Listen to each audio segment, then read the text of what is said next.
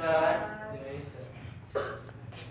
हिंद बच्चों, इस समय आप लोग महामना इंस्टीट्यूट के YouTube चैनल से जुड़े हुए हैं और इस चैनल में मैं आप सबका स्वागत करता हूं। आज हम लोग class 10th mathematics Hindi medium NCERT book के 12 चैप्टर वृत्तों से संबंधित क्षेत्रफल के प्रश्नावली 12.3 का लास्ट क्वेश्चन हम बताने जा रहे हैं। प्रश्न संख्या 16 हम आपको बताने जा रहे हैं और चलिए देखते हैं। क्वेश्चन नंबर 16 महत्वपूर्ण सवाल है और बहुत टफ नहीं है, थोड़ा सा टेक्निक है, इसको आप लोग समझेंगे तो समझ में आ जाएगा। देखिए दिया हुआ है आकृति 12.34 में। ये आकृति बिल्कुल हूबहू हमने नहीं बनाया, लगभग हमने बना दिया है समझने के लिए आप लोगों को। तो आकृति 12.34 में छायांकित डिजाइन का क्षेत्रफल, जो डिजाइन बनाया गया है, ये जो पूरा डिजाइन है ना, इस पूरे डिजाइन का क्षेत्रफल ज्ञात कीजिए जो 8 सेंटीमीटर त्रिज्याओं वाले दो वृत्तों के चतुर्थांशों के बीच उभयनिष्ठ है। मतलब देखिए, एक चतुर्थांश ऊपर के तरफ है और दूसरा चतुर्थांश नीचे के तरफ है और सबकी त्रिज्या आपको दी गई है 8 सेंटीमीटर। अभी हम आपको समझाते हैं कि यह कैसे चतुर्थांश है। देखने में आपको क्लियर नहीं हो रहा होगा, लेकिन अभी हम आपको जब फिगर मिटा करके बताएंगे तो आपको क्लियर हो जाएगा कि चतुर्थांश कैसे हैं। ये भी 8 सेंटीमीटर है, ये भी 8 सेंटीमीटर है। जानते हैं आपसे क्या पूछा जा रहा है? देखिए, ये जो बीच वाला फिगर है, इस बीच वाले फिगर को हम मिटाते हैं और तब मिटा करके आपको समझाएंगे तो समझ में आ जाएगा कि चतुर्थांश कहाँ है। देखिए, दो चतुर्थांश हैं। एक चतुर्थांश यहाँ सामने देखिए, ये चतुर्थांश है तो 90 डिग्री का एंगल बनेगा। देखिए, एक चतुर्थांश यहां से इधर के तरफ है, ये पूरा एक चतुर्थांश है, और दूसरा चतुर्थांश अब देखेंगे तो ये 90 डिग्री का एंगल, और दूसरा चतुर्थांश ये है, यहां से इधर के तरफ दूसरा चतुर्थांश है।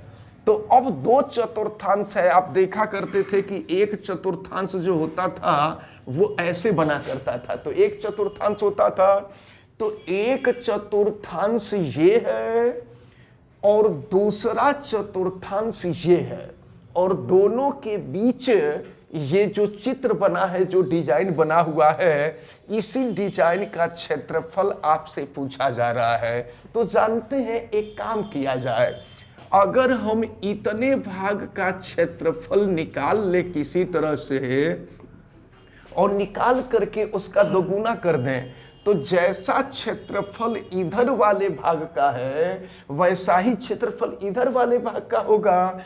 तो एक भाग का क्षेत्रफल निकाल करके अगर 2 से गुणा कर देंगे तो पूरे डिजाइन का क्षेत्रफल हमको ज्ञात हो जाएगा। अब प्रश्न ये उठता है कि एक भाग का क्षेत्रफल कैसे निकलेगा?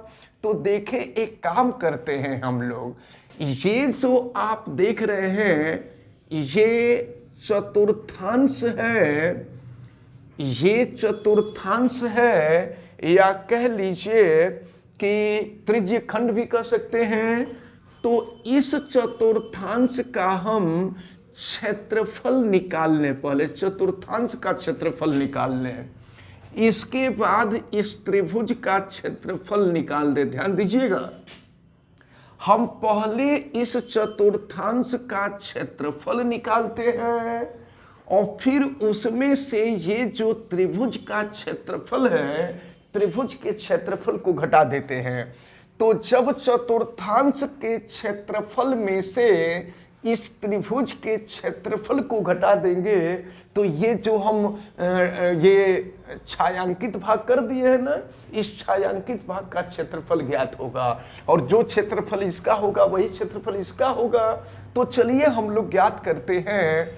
तो सबसे पहले जो है हम चतुर्थांश का क्षेत्रफल ज्ञात करते हैं। अगर कुछ नाम रख लेते तो अच्छा होता। चलिए यहाँ A B C D E F रख लेते हैं। तो देखिए हम चतुर्थांश CDEB का क्षेत्रफल निकाल रहे हैं। चतुर्थांश यहां नोट करते हैं, चतुर्थांश ये है CDEB का क्षेत्रफल, और चतुर्थांश का क्षेत्रफल, चतुर्थांश जो होता है यह त्रिज्य खंड होता है, सेक्टर होता है, और सेक्टर का क्षेत्रफल ज्ञात करने का फार्मूला आपको मालूम है, थीटा बटा में 360 पाई आर स्क्वायर होता है। तो यहाँ पर थीटा की जो वैल्यू है वो 90 डिग्री है, और ये है 360, और फिर पाई आर स्क्वायर। पाई की वैल्यू देखे क्वेश्चन में नहीं दिया है तो हम 22/7 रखेंगे, और आर की जो वैल्यू है वो 8 सेंटीमीटर दिया हुआ है, तो हम यहां 8 × 8 कर देते हैं। अब अगर हम 90 से इसको कटा दें तो 4 हो जाएगा, और 4 से इसको कटा दें तो ये हो जाएगा 2, और फिर यहाँ देखिए ये हो जाएगा 22, और फिर 2 8 16 हो जाएगा बटा में 7, और फिर जो है अगर हम इसका गुणा कर दें तो देखिए 16 दूना 32 2 हो जाएगा, और कैरी 3 16 दूना 32 और 3 हो जाएगा 35। तो ये हो जाएगा आपका 352 बटा में 7 सेंटीमीटर स्क्वायर हो जाएगा। तो चतुर्थांश का क्षेत्रफल हम लोगों को निकल गया। अब हम लोग त्रिभुज का क्षेत्रफल देखिए सामने, इस पूरे चतुर्थांश का क्षेत्रफल हमने निकाल लिया है। अब हम इस त्रिभुज का क्षेत्रफल निकालते हैं, त्रिभुज BCD का क्षेत्रफल।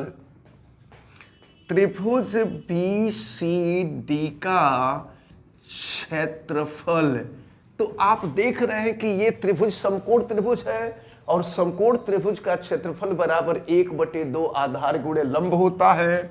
तो ये हो जाएगा 1/2 आधार 8 और लंब भी 8 हो जाएगा।